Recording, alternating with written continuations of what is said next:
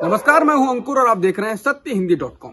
सत्य हिंदी की Android app download करने के लिए आप सब इसके वीडियो के डिस्क्रिप्शन में जाइए। वहां पे आपको एक लिंक मिलेगा जहां से आप ऐप डाउनलोड कर सकते हैं।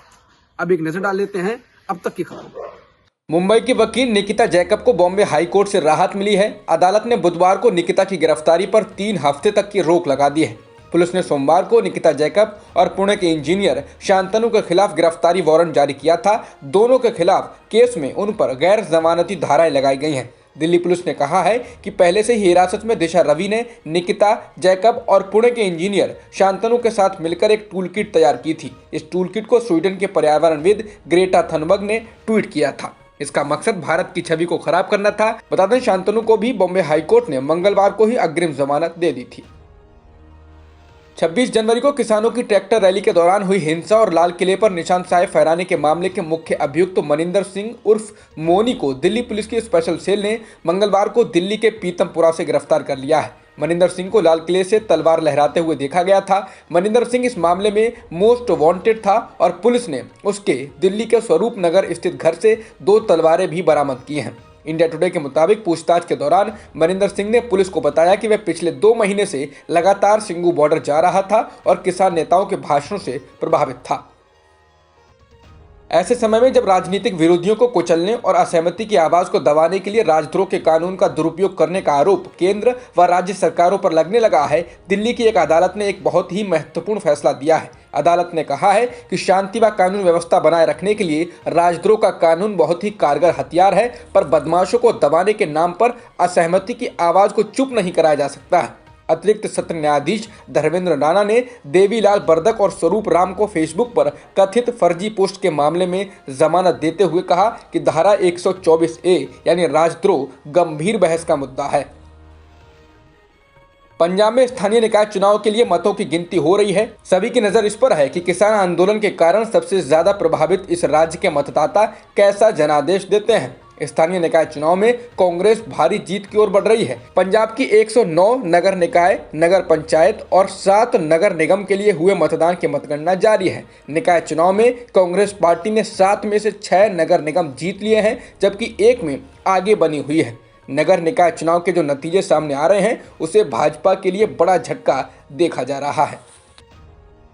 खबरें आ रही हैं कि दिग्गज भाजपा नेता सनी देओल के लोकसभा क्षेत्र गुरदासपुर में 29 में पूरी 29 सीटों पर कांग्रेस जीत चुकी है। बठिंडा के सांसद और पूर्व केंद्रीय मंत्री हरसिमरत कौर बादल के गढ़ बठिंडा में अकाली दल की बड़ी हार हुई है। कुल 50 सीटों में से कांग्रेस ने 47 तो अकाली दल को 3 सीटें मिली हैं। बीजेपी को 1 भी नहीं मिली है। इसके अलावा कपूरथला की 50 वार्ड में कांग्रेस 44, निर्दलीय 2, अकाली दल 3 वार्ड में जीतते हुए बताए जा रहे हैं। 1 सीट पर मुकाबला टाई रहा है। बीजेपी और आम आदमी पार्टी को यहां से भी कोई सीट नहीं मिली। बाकी जगह भी ऐसे ही कांग्रेस ने पूरा माहौल एक तरफा कर दिया है। भारत और चीन के सैनिक पीछे लौटने लगे हैं। भारतीय सेना ने एक वीडियो शेयर किया है जिसमें दिख रहा है कि चीन के सैनिक पीछे लौट रहे हैं। वो टेंट और बंकर्स को तोड़ रहे हैं, अपने सामान और हथियार को गाड़ियों में रख रहे हैं। सूत्रों के हवालों से कहा जा रहा है ये तस्वीरें पैंगोंग त्सो के उत्तरी और दक्षिणी किनारों की हैं। द हिंदू की रिपोर्ट के अनुसार सरकारी अधिकारी ने कहा कि डिसएंगेजमेंट की प्रक्रिया सही ट्रैक पर है और दोनों सेनाओं के टैंक, सैन्य वाहनों और दूसरी मशीनों को हटाए जाने के बाद वहां तैनात किए गए जवानों को भी वापस बुलाया जाएगा। हालांकि अभी पुरानी स्थिति पर वापस लौटने के बारे में नहीं कहा जा सकता है। चीन को लेकर एक बार फिर बीजेपी नेता और राज्यसभा सांसद सुब्रमण्यम स्वामी ने मोदी सरकार पर निशाना साधा है। उन्होंने ट्वीट कर कहा कि एक पहेली जिसका सुलझना बाकी है। पहले भारत के विदेश मंत्रालय ने कहा कि चीनी सैनिक LAC पार कर कभी भी भारतीय सीमा में नहीं आए। अब विदेश मंत्रालय कहता है कि सरकार को राजनयिक सैन्य कामयाबी मिली है और चीनी सैनिक भारतीय क्षेत्र से पीछे हटने लगे हैं। क्या दोनों बातें सही हो सकती हैं? बता दें, इससे पहले भी सुब्रमण्यम स्वामी चीन को लेकर मोदी सरकार को घेरते रहे हैं। किसान आंदोलन को अब किसान महापंचायतों के जरिए देश भर में फैलाने की रणनीति पर काम किया जा रहा है। इसी क्रम में अब महापंचायतें अलग अलग राज्यों में की जा रही हैं। रोहतक जिले के सांपल में किसान नेता राकेश टिकैत ने कहा कि हरियाणा, पंजाब, राजस्थान और उत्तर प्रदेश अब एक साथ खड़ा है और आने वाले दिनों में पूरे देश में पंचायतें की जाएंगी। साथ ही बंगाल में भी महापंचायत करेंगे। बता दें, बंगाल में अगले कुछ महीनों में चुनाव होने वाले हैं। किसान आंदोलन को लेकर गृह मंत्री अमित शाह ने मंगलवार को बीजेपी अध्यक्ष जेपी नड्डा, कृषि मंत्री नरेंद्र सिंह तोमर के अलावा पंजाब, हरियाणा, पश्चिम उत्तर प्रदेश और राजस्थान के नेताओं के साथ बैठक की। सूत्रों के हवालों से कहा जा रहा है कि इस दौरान शाह ने पार्टी नेताओं से कहा कि वे अपने अपने क्षेत्र के प्रदर्शनकारी किसानों के पास जाकर उनको 3 कृषि कानूनों के लाभ समझाएं, खासकर जाट बहुल इलाकों में जाकर। बता दें, किसान आंदोलन को लेकर मोदी सरकार की चिंताएं अब बढ़ने लगी हैं और उन्हें इस आंदोलन से लगभग 40 लोकसभा सीटों पर नुकसान होने का डर सताने लगा है। पूर्व केंद्रीय मंत्री एमजे अकबर के महिला पत्रकार प्रिया रमानी के खिलाफ दायर आपराधिक मानहानि के मामले में आज दिल्ली की एक कोर्ट फैसला सुना सकती है। इससे पहले 10 फरवरी को बहस के बाद कोर्ट ने फैसला 17 फरवरी तक के लिए स्थगित कर दिया था। बता दें, प्रिया रमानी ने मीटू कैंपेन के दौरान तत्कालीन विदेश राज्य मंत्री एमजे अकबर पर आरोप लगाया था कि उन्होंने उनके साथ यौन दुर्व्यवहार किया था, जिसके बाद एमजे अकबर ने कहा कि वो उनके खिलाफ मानहानि का केस करेंगे और उसी मामले में आज फैसला आ सकता है। बता दें, एमजे अकबर पर आरोप लगाने वाली प्रिया रमानी अकेली महिला नहीं थी। पूर्व केंद्रीय मंत्री और पत्रकार रह चुके एमजे अकबर पर करीब 20 महिला पत्रकारों ने यौन उत्पीड़न के आरोप लगाए थे।